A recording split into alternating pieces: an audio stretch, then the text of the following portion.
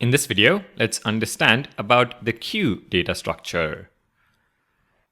The queue data structure is a sequential collection of elements that follows the principle of first in, first out.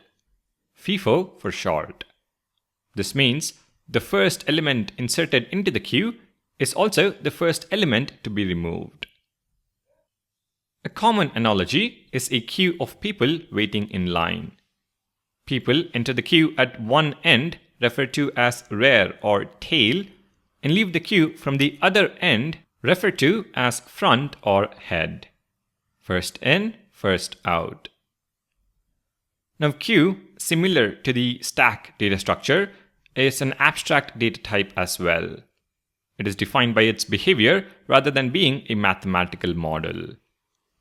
So a queue is simply a list, and what makes it a queue is how it behaves. The queue data structure supports two main operations.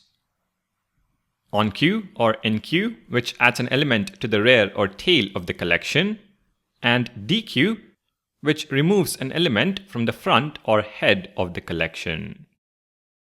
Here is a simple visualization of the queue data structure. First, we have the onQueue operation, where we insert from the rear end of the queue. Next, we have the dequeue operation, where we remove elements from the front of the queue. Make sure to pause at both the slides and understand the visualization. Alright, let's now understand a few examples of when a queue is useful. Typically, a queue is great when you have to process in an orderly fashion. For example, printers when you try print multiple documents, CPUs when task scheduling, and a very important one, the callback queue, which is used in JavaScript runtime to determine the order in which your code executes.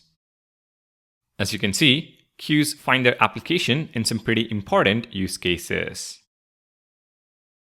Alright, now that we know what a queue is and where it is used, in the next video, let's implement the queue data structure in JavaScript.